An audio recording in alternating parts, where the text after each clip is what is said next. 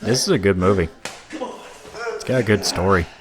Alright, so let's get to it. Since we are in October, it's only right that I talk about an anime that's pretty creepy. Something unsettling to put on and freak out your girlfriend so you can finger bang her on the couch later. And with that, let's not pull any punches. Corpse Party, Tortured Souls. Tortured Souls is the 4-episode OVA that serves as an adaptation to the popular survival horror game series Corpse Party, serving as an attempt to tell the story of the original game. Now, Corpse Party is a decent-sized franchise, all things considered. It has sequels, remakes, official tie-in mangas, the anime as mentioned earlier, and even some live-action movies. The basic concept of Corpse Party goes as follows. Horror. Okay, that's it. Yeah, it's not exactly the most complicated piece of fiction out there. Each installment typically revolves around watching teenagers die horrifically, some really bad things happening to children, spooky ghosts, monsters, demons, serial killers. The second game straight up had zombies in it, if I remember right. Really, the entire franchise exists because horror stuff is cool, and it's not really subtle about it. If you're looking for some deep psychological ghost story that actually gets under your skin and fucks with you, then watch Ju-on. Or Norio. Corpse Party is aimed more towards the demographic that enjoys stuff like Saw, aka it's fun to watch intestines. I'm an artist. I'm a performance artist. Do you like what you see? Fuck you! And on that front, it's not bad, but let's talk about that later. Tortured Souls, as stated, is sort of a retelling of the original Corpse Party game. The story revolves around a group of typical Japanese teenagers and their teacher, and you might think this is the exact group you would see in a slice-of-life show or a romantic comedy anime, but I affectionately refer to this group as the Cattle. Anyway, on the night of their school festival, as they try to send off their dear friend who is about to transfer schools, the kids perform a friendship ritual. That way, even if they never see each other again, they'll still remain friends forever. And what do these naive, innocent teenagers get for wanting to keep their youthful friendship alive? They get dragged into a nightmarish ordeal filled with death and carnage. Basically, it's an isekai, but instead of going into Konosuba, you wake up in Silent Hill. Not sure why these kids need to suffer just for wanting to stay friends. I mean, Jesus, maybe the creator had a bad experience in high school or something, I don't know. Still, the cast all around really aren't anything that special. They're basic anime archetypes that exist to pad out the runtime until the bad shit starts to happen. I mean, you have the guy that's trying to protect his little sister, the pervy girl messing with her best friend, that guy. Yeah, I really don't remember a lot of this cast. I did like the big titty teacher lady. Shame what happens to her, though. Beyond that, the closest you really have to protagonists are Naomi and Ayumi. They do a lot of the heavy lifting plot-wise and aren't treated as just mindless fodder. In fact, they're the only ones that really try to figure out what's going on and try to fix it. Everyone else is running around like a chicken trying to not die. Other than that, not really that strong character-wise. They tend to do really stupid shit and just seem to go along with whatever the plot says needs to happen. Like, for fuck's sake, you wake up in a mysterious school that's deserted and rotting, clearly haunted, and you actually think it's a good idea to run off into the dark by yourself. Your friend is screaming at you after you left her alone. You yourself saw a dismembered corpse. The halls are filled with dead, rotting bodies, and you still think it's a good idea to throw a tantrum and run off alone? Again? Fuck you, Seiko. Have fun with the crushed windpipe, you whore.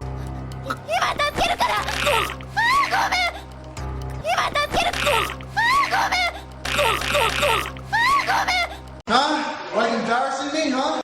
That's just an example, but there are others. For instance, a dude can start off totally normal and level-headed, and then bam, they're a homicidal lunatic. And it's not like they're possessed, since we actually do see the effects of stuff like that. More so that they're implied to just always be crazy, and this was the straw that broke the camel's back. Like I said, it just sorta happens because psycho killer is a staple horror trope. Now, a lot of the actual mythology around Corpse Party is pretty interesting. Sure, it's pretty edgy and nihilistic as all fuck, but if you like horror that has set rules to it, then this is right up your alley. And the history it builds to get to the creepy shit is cool. I like Heavenly Host Elementary and everything that went down there. You know, an elementary school that's implied to be like a gateway to hell, which I think was the explanation in one of the games. And on top of that, it's just the history behind the school and how it suffered countless tragedy after countless tragedy until finally it just collapsed and they tried to build a new school on top of it. It feels genuinely disturbing, and the haunted school has a real presence to it. Like, the building itself is alive and royally really pissed off. It's more of a character than the main villain of the series, and that's saying a lot, because I haven't even mentioned Sachiko yet, who sort of became the poster girl of the franchise. Sachiko as a villain,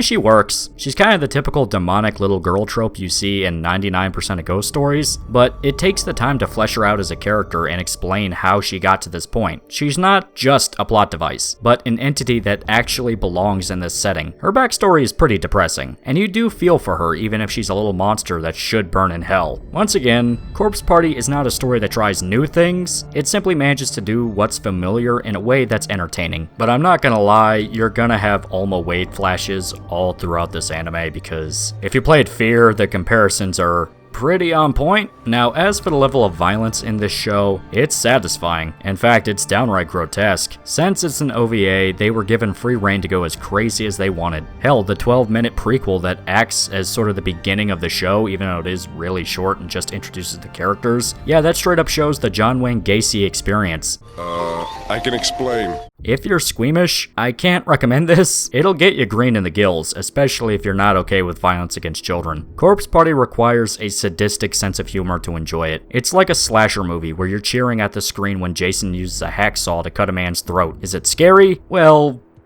not to me personally. Now, please understand when I say this, horror is extremely subjective. What some people might find terrifying, others find laughable. And it's not like I don't think ghost stories are scary. Lake Mungo scared the absolute shit out of me. But it comes down to a simple matter of preference. Slow burn horror gets me. Stuff like The Thing or Audition. Dread is the key word here. When it's super blatant and in your face from the get-go, it just doesn't fuck with me like something that takes its time. Of course, there is an anime equivalent to psychological under your skin type stuff, Higurashi, where so much of the story revolves around build-up and tension. Corpse Party idea of build-up is showing a spooky school with a demon girl wearing a blood-red dress, about as subtle as a sledgehammer to concrete. It all comes down to a difference in philosophy. Corpse Party is not shooting for anything beyond what it is, it just wants to be sadistic fun. The same kind of fun that involves a ghost child shoving scissors into a little girl's eye, like if Evil Dead was made by a school shooter. That's all it really is. If you like blood and guts and violence and people screaming while terrified for their lives, then yeah, it's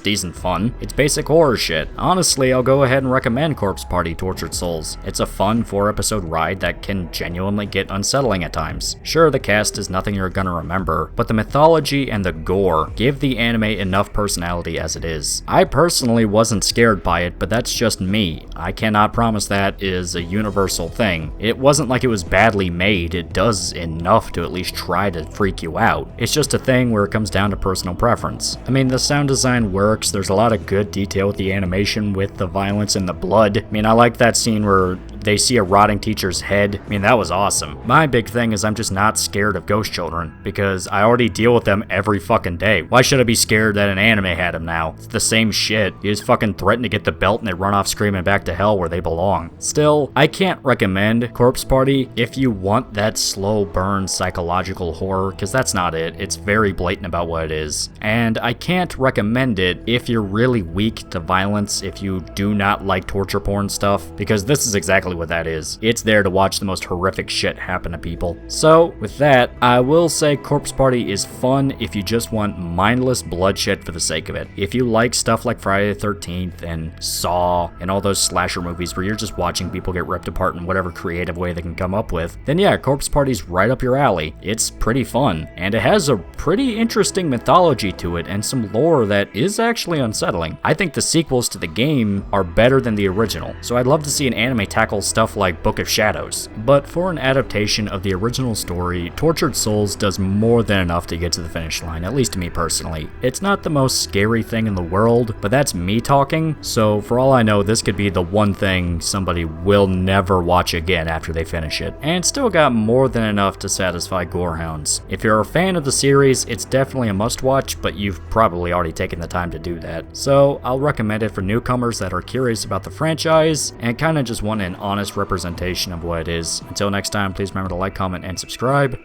See you guys.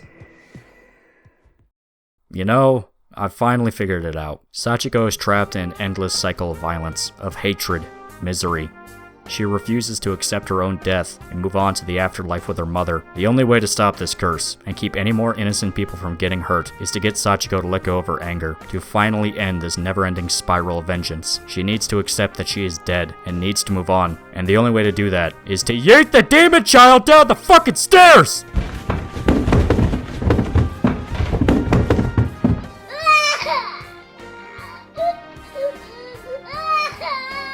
Fuck you.